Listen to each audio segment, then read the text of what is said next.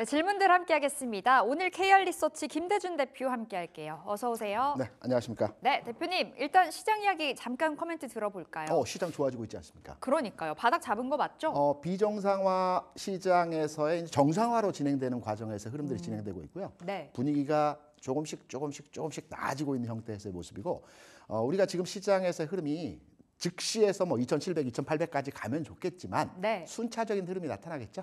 2,600 라인 가서 좀 쉬었다가 다시 가는 흐름들의 모습들이 진행이 될 것 같습니다. 알겠습니다. 2,600까지는 좀 시원한 상승을 네. 기대를 해보면서 오늘 질문들 진행을 해보겠습니다. 첫 번째 가볼게요.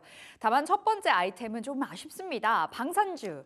그렇다면 지금이 기회일까? 지금 사? 떠 있는데요. 네. 자, 대표님께 질문 드려볼게요. 방산 지금 사도 될지 말지 세 가지 포인트 봐야 되는데 그 전에 yes or no로 답변을 받아본다면요? 조금만 기다려 주시기 바랍니다. 조금만 더 기다리자. 네. 자, 알겠습니다.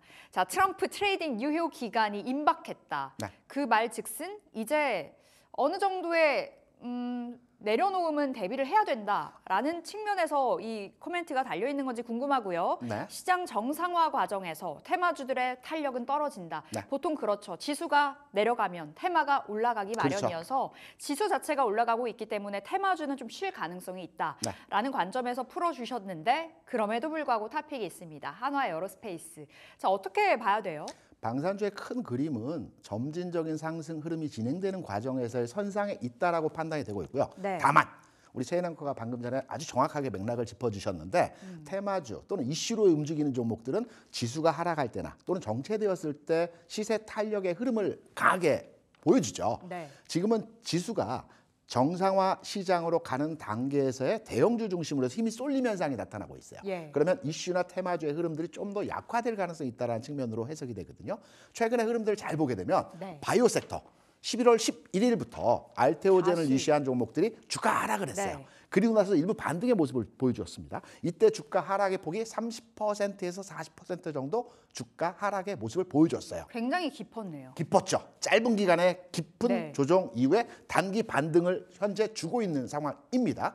이후에 조정을 받았던 섹터 흐름을 보게 되면 전력기기도 일부 조정을 받고 반등 주고 있고요. 네. 최근에 가장 깊은 조정을 받고 있는 화장품 업종. 아, 너무 두 번째 아이템이거든요. 그렇죠. 화장품 업종도 조정을 받았습니다. 이 단기 반등 줄 때 들어왔습니다.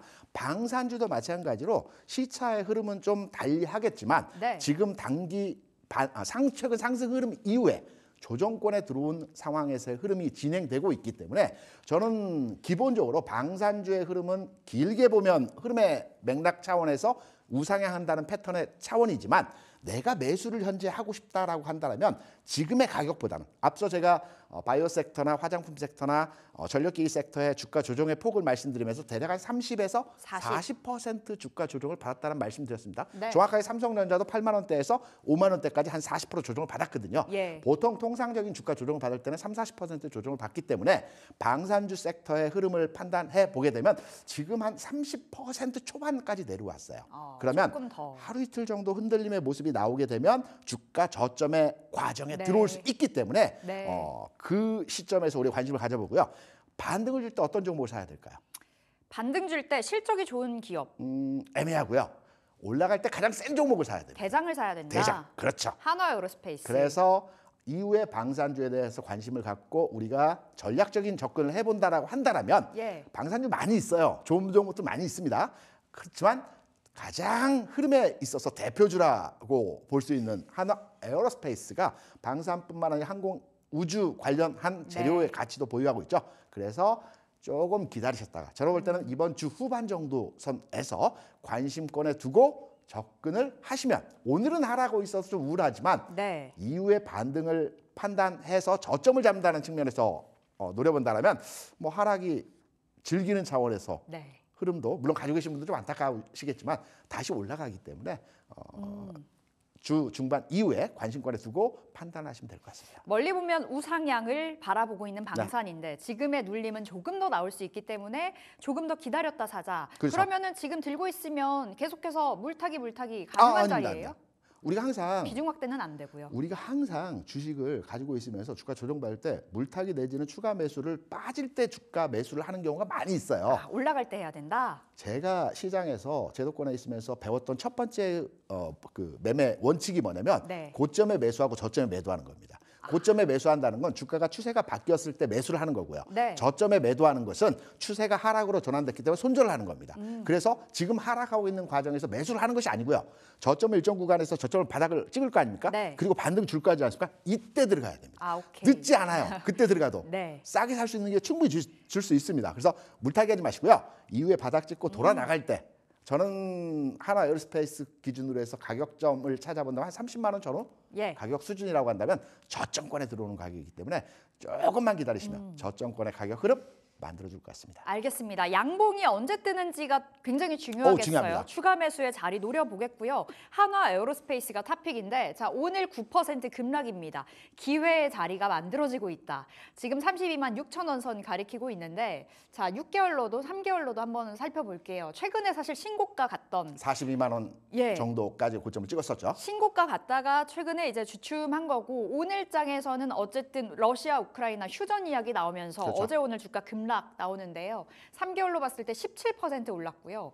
6개월로 봤을 때도 54%의 급등을 보였습니다. 정말 강하게 올라가고 있는 한화 에어로스페이스. 목표 주가 한 번만 더 말씀 주세요. 1차로의 반등 시점에서의 목표 주가는 전고점입니다. 전고점 42만 원이요? 통상적으로 전고점을 바라보는 관점에서 하락 이후에 반등 자리에 1차 목표를 잡아주는 측면으로 접근을 해야 되기 때문에 네. 충분하게 조정이 받은 과정에서의 주가 바닥점을 찍을 때 그리고 돌아 나갈 때 30만 원 정도에서 바닥 찍고 턴오버 갈 때 이때 공략 지점으로의 판단으로 접근하시고 네. 대략 한 40만 원 정도 전후로 한 가격으로 1차 목표 가격을 정하여 접근하신다면 무난하게 방산주에 대한 접근 전략이 가능할 것으로 판단이 되고 있습니다. 자, 양봉 언제 뜨는지 살펴보시면 되겠고요. 40만 원 전후로 목표가 설정해서 한화 에어로스페이스 들고 가보셔도 좋을 것 같습니다. 강했던 흐름의 테마나 이슈가 있던 종목들이요. 네. 단순하게 그 하나의 지역에서 휴전이 되고 어떤 전쟁 이슈가 사그라든다고 해서 이 주가의 전체 패턴이 깨어지지 않습니다. 일시적인 조정 형태이죠. 네. 그래서 일시적인 조정 이후에 다시 방산이 꼭 전쟁 관련 이슈로 해서 주가 상승했던 건 아니거든요. 그쵸, 수출 사실- 잘 돼서 그렇죠. 주가 움직였던 부분이기 실적도 때문에 좋고요. 실적 부분이나 수출 부분이나 전혀 지금 변한 게 없습니다. 대외 여건이 조금의 변화 상황이 있었다는 측면으로 주가 하락하고 있는데 네. 일시적인 현상이라고 이해하시면 될 것 같습니다. 알겠습니다. 단기적인 낙폭이라고 좀 낙폭 과대 구간으로도 접어드는 것 같은데요. 다시 한번 반등을 노려보겠고요. 두 번째 질문 넘어가 보겠습니다. 자, 앞서서 화장품 말씀 주셨잖아요. 화장품 블랙 프라이데이 효과일까요? 오늘 장에서 그리고 어제도 반등이 나오던데 네. 차트 길게 열고 보면 사실 상반기의 히어로 섹터가 화장품이라고 봐도 과언이 아닌데 그렇죠. 하반기 들어서 특히나 8월 들어와서부터 제대로 꺾여 내려갔거든요. 네. 어제 오늘의 반등을 이거 어떻게 풀어봐야 될지 좀 답변 받아볼게요. 세 가지 포인트 살펴보겠습니다. 자, 트럼프 관세 강화는 위기이자 기회이다. 낙폭과대 단기 반등 시점이 도래했다. 실리콘2가 탑픽으로 주신 것 같은데요. 네. 지금 많이 빠졌다. 그렇다 보니 이제 기술적인 반등 노릴 수 있는 자리인 거예요. 어떻게 봐야 돼요? 기술적인 반등이고요. 최근에 주가 하락한 이후의 원인은 뭐 여러 가지 요인이 있겠지만 이제 보편관세 추진한다라는 내용입니다. 예. 지금까지 화장품 업종 같은 경우는 FTA에 의해서 무관세였죠. 네. 미국 수출할 때에도 관세 없이 수출을 했었는데 트럼프 집권하면서부터 이제 전 품목에 대해서 보편관세 10% 보편관세를 부과한다라고 그래요. 화장품 업종의 영업이익률 자체가 그렇게 높지가 않아요. 10%에서 20% 사이입니다. 여기에 관세를 10% 부과받게 되면 좀 타격이 있겠죠. 남는 게 없을 수 있겠어요. 그렇죠. 그런데 우리가 이제 관세에 대해서 우리가 잘 따져봐야 되는데 관세는 우리만 받습니까? 아니죠. 보편 관세, 보편적으로 모든 해당 국가에 수출하는 기업들에 대한 관세를 부과하는 겁니다. 네. 가격이 올라가겠죠. 하지만 동질적인 측면에서의 그 데미지를 판단한다라고 해석되고 있기 때문에 네. 지금 나오는 이슈는 단기적인 악재임에는 틀림없습니다. 하지만 중장기적인 측면에서 바라보게 된다면 화장품 업종의 전체적인 흐름에서의 수출 추세는 꺾이지 않을 것이다라는 측면으로서의 해석이 가능하고요. 위기이자 기회. 왜냐하면 상대적으로 우리나라 기술력에 의한 화장품이 뭐 전 세계 1위 수준이지 않습니까? 그렇다고 본다면 오히려 경쟁력 강화를 통해서 이번 기회에 수출 강화, 수출 증가 현상이 네. 나타날 가능성이 높다라고 판단이 되고 있고요. 두 번째, 낙폭과대. 제가 앞서서 알테오젠 최근에 하락 이후에 반등의 강한 흐름의 모습이 나타나고 오늘은 정체 모습이 네. 진행이 되고 있어요. 바로의 상승 흐름이 고점을 돌파하는 모습이 나타나면 좋겠지만 앞서도 말씀드렸다시피 바이오가 제일 먼저 그 흐름에서의 그 조정을 보여줬고 이후에 어제 반등을 보였던 전력기기가 조정 이후에 반등 줬고요. 예. 화장품이 세 번째로의 흐름에서 주가 조정을 시작을 했어요. 오늘은 방산이 조정을 받고 있지만 그렇기 때문에 단기적으로 낙폭과다에 대한 반등 시점, 그러니까 바이오가 반등을 주고 전력기기가 반등을 준 것처럼 화장품이 다음 흐름에서 반등을 줄 차례가 왔다는 겁니다. 순환하죠. 주식은 네. 항상 순환하면서 돌아가면서 흐름이 전개되는 형태의 모습들을 많이 보여줍니다. 그래서 다음 섹터에서의 단기 반등을 노린 전략적 단기 매매 측면에서의 종목을 노린다면 화장품 업종. 대세는 변화한 게 없다. 단기 이슈에 우리가 방산주 앞서서 잠깐 말씀드렸지만 네. 전체적인 큰 흐름에서의 수출이라든가 전략적인 주변 환경에서의 요소는 변화한 게 없거든요. 단기 이슈에서 주가 하락하는 겁니다. 단기 이슈에서 주가 하락할 때는 저점만 잘 잡고 저점에서 리바운딩 나올 때 쫓아가면 되는 겁니다. 화장품은 단기 저점 나왔습니다. 이제 리바운딩이 나와야 될 자리죠. 네. 그러면 지금 관점에서 관심을 가져봐도 되는 측면에서의 흐름이 나타나고 있죠. 전혀 변한 거 없습니다. 그래서 화장품주 오늘, 내일, 이번 주 구간에서 관심 가져봐야 되고 낙폭가다에 대한 반등 시점이 왔다라고 판단되는 업종입니다. 특히나 이제 중소형단의 화장품주들의 반등이 눈에 띄더라고요. 그렇죠. 근데 그 안에서도 유통사 실리콘투. 그렇죠. 사실 빠질 때 최근에 많이 뚝뚝 빠졌죠. 급락 빠졌던 대표 종목이 실리콘투거든요. 맞죠. 시장에서는 이제 ODM 관련사, 그러니까 미국 관세에 대한 부담이 조금 덜한 예. 코스맥스라든가 뭐 코스메카라든가 그러니까 미국 공장 있는 회사 중심으로 해서 관심을 가져보라는 얘기들을 많이 하고 있어요. 네. 맞습니다. 그 종목의 흐름도 관심권에 두고 우리가 전략적인 접근을 해야 되지만 탄력이 좀 작아요. 반면에 우리가 지금은 단기 반등을 이용한 어떤 과감한 그 전략에서의 매매가 요구되는 구간이지 않습니까? 네. 짧게 치고 나오는 매매 전략에서의 구간이기 때문에 좀 가볍고 빠르고 흐름이 전개가 시원시원하게 나오는 종목 중심으로 해서 우리가 접근해봐야 하는 측면에서 말씀드릴 때 실리콘투 뭐 전략적으로 플랫폼을 기반으로 해서 화장품 판매를 하고 있고요. 네. 최근에 주가가 하락했던 요인은 뭐 실적이 좀 부진하다, 미국향 수출이 좀 줄고 있다 이런 내용에서의 흐름들인데 예. 반면에 유럽 쪽에 수출이 많이 늘어나고 있어요. 미국이 줄고 있는 반면에 유럽이 늘어나고 있어요. 그리고 중동 쪽에 수출 늘어나고 있어요. 네. 그러니까 전체적인 흐름에서는 화장품 수출과 매출과 영업이익 단에서의 흐름은 크게 변화한 건 없습니다. 미국 쪽 수출이 줄었기 때문에 미국 쪽이 줄었기 때문에 이 회사의 전체적인 매출 규모에서의 하향 추세가 이어지지 않을까라고 해서 주가 하락을 했고 관세 부과에 대한 추가적인 주가가 낙폭이 심해진 상태에서의 네. 상황이 진행이 되었는데요.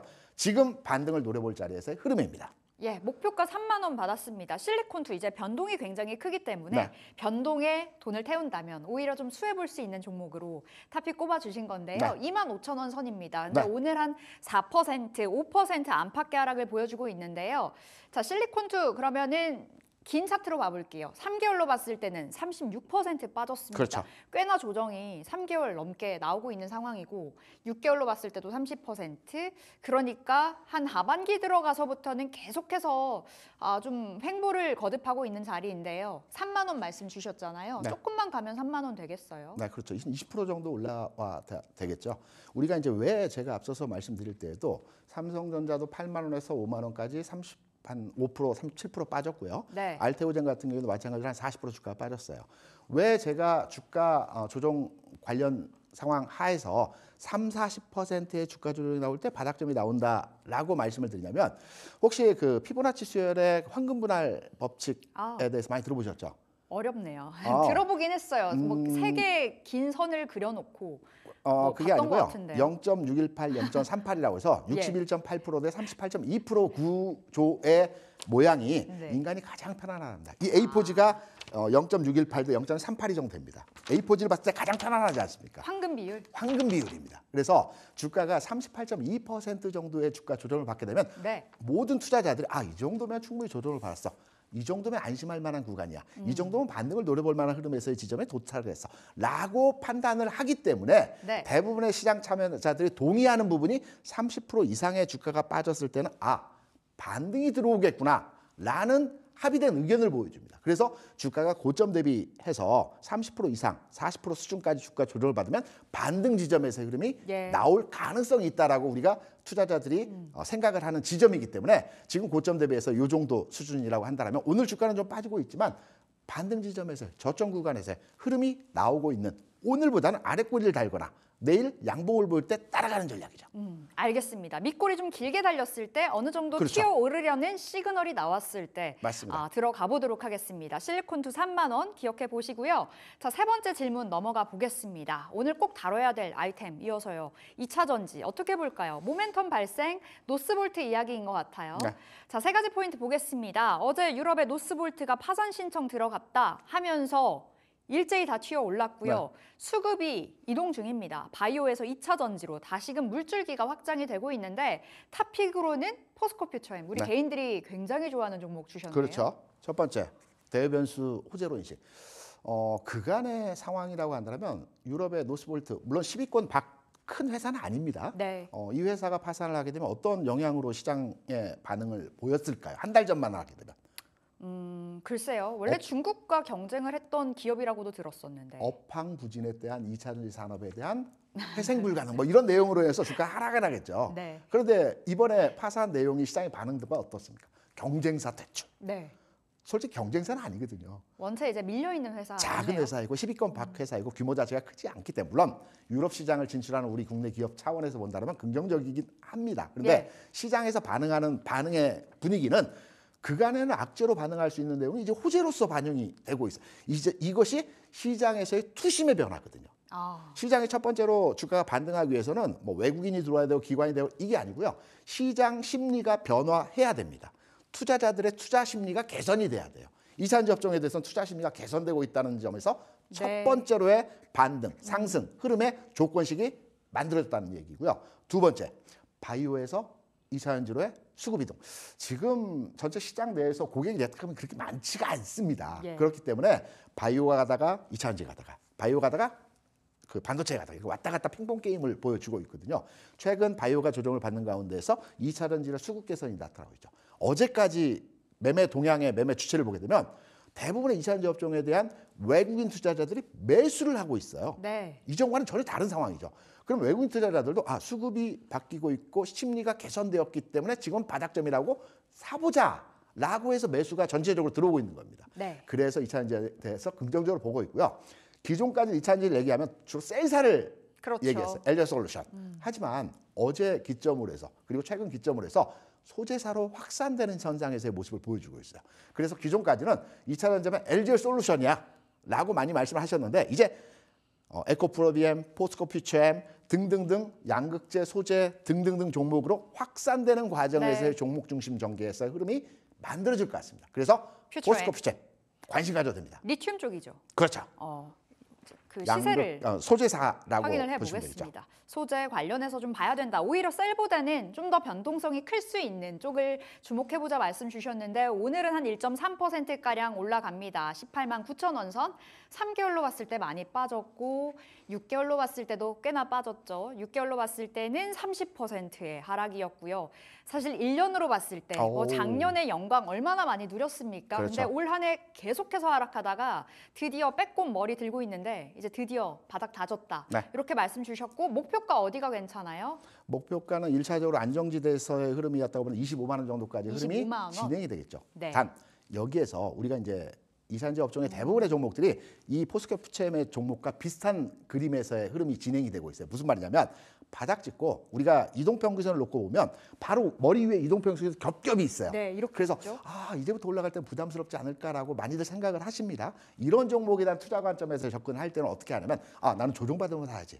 보통 이렇게 생각을 하시죠. 근데 조정 이미 다 받았잖아요. 보통 이러한 종목들은 두 번째 바닥을 그릴 때 사야지라고 이렇게 생각을 하시는데 네. 두 번째 지점에서 바닥은 순간 지나갑니다.